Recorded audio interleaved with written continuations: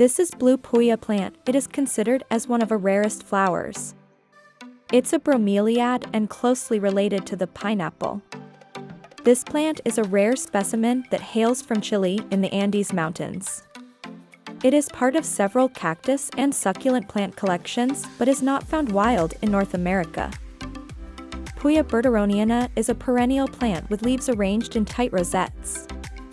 The leaves are thin, bent, silvery green, and have stiff spines on the edges. They are up to 40 inches, 1 meter long and up to 1 inch, 2.5 centimeters wide. The aqua blue or blue-green colored flowers are arranged like spikes and appear from October to November. Puya plants are slowly germinating and require at least 70 degrees Fahrenheit 21 degrees Celsius. It is important to use well-drained potting soil in a seed flat and keep the seeds moderately moist until they sprout. Once you see seedlings, move the flat to a brightly lit area with protection from midday harsh.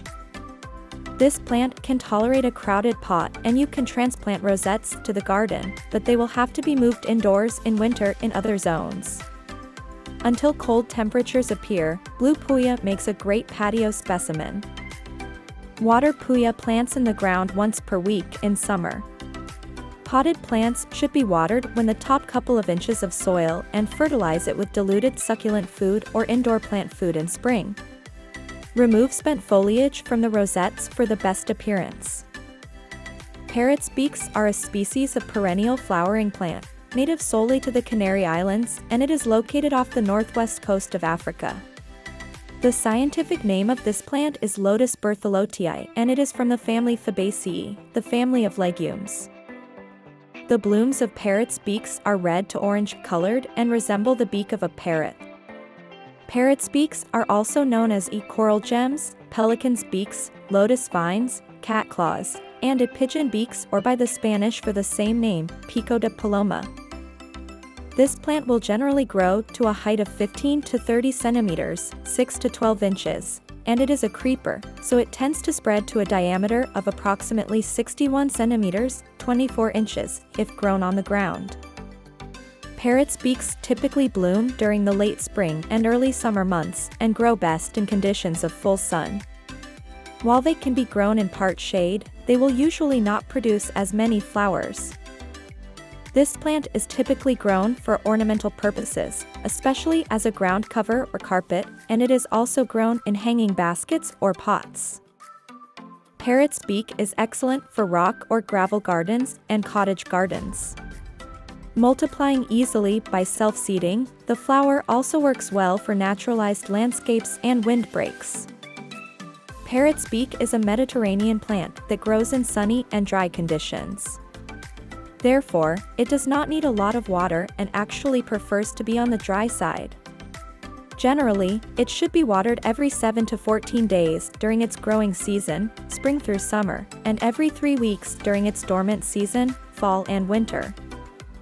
To water your parrot's beak, water deeply and slowly until the soil is thoroughly wet. This ensures that the root system reaches deep down into the soil for access to moisture. Allow the soil to dry out between waterings and never leave it to sit in water, which can lead to root rot or other types of plant death. The Middlemist's red, scientifically identified as an unspecified camellia, is known as the rarest flower on Earth, with it believed to be only 2 specimens of this species to exist.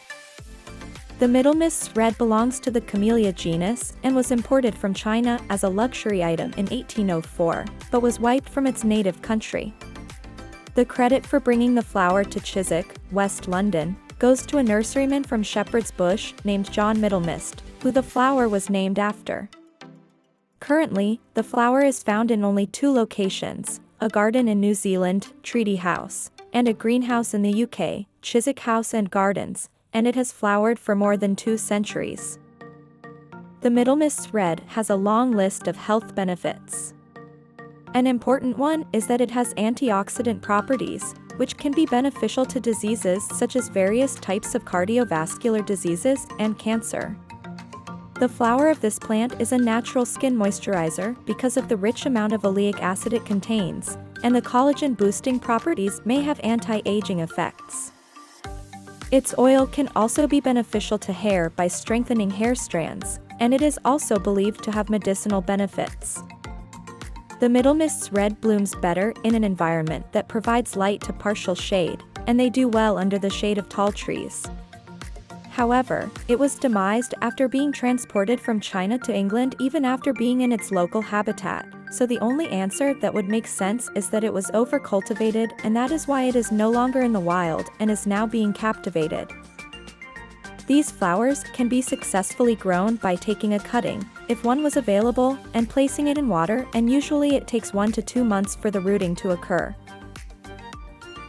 So if you love flowers, you might want to add this one to your bucket list. The Middlemist's red camellia, also known as the spring rose, is widely regarded as the world's rarest flower, as just 2 of these precious plants exist, one in New Zealand and another in the UK. The queen of the night flower, also known as Epiphyllum oxypetalum, is a stunning and unique plant that is native to Central and South America that belongs to the night-blooming Cereus family of cactus, Cactaceae family. Its large, fragrant, white flowers bloom only at night, making it a popular choice for night gardens and moon gardens. This stunning night bloomer is often called the orchid cactus due to its delicate and intricate blooms. But don't be intimidated by this plant's exotic appearance. With proper care, it can be a wonderful addition to any garden. Although this plant only blooms once a year, it is very easy to grow. But if you don't keep an eye out during spring, you may miss out on its blooming fragrant flower. The queen of the night flower has a fascinating pollination process. The plant is pollinated by nocturnal animals, such as bats and moths, and the flowers open at night and emit a sweet fragrance that attracts these animals. The animals then transfer pollen from one flower to another, allowing the plant to reproduce. The queen of the night is a rare type of flower that blooms only one night a year. The flower queen at night in full bloom is a rare sight as it wilts before dawn. The queen of the night flower appears to be nothing less than Cinderella with its white hues, and you only get to see it under the moonlight. The blooming behavior of the queen of the night plant is a spectacle to behold. The flowers begin to open after sunset, gradually unfurling their petals to reveal the intricate floral structure.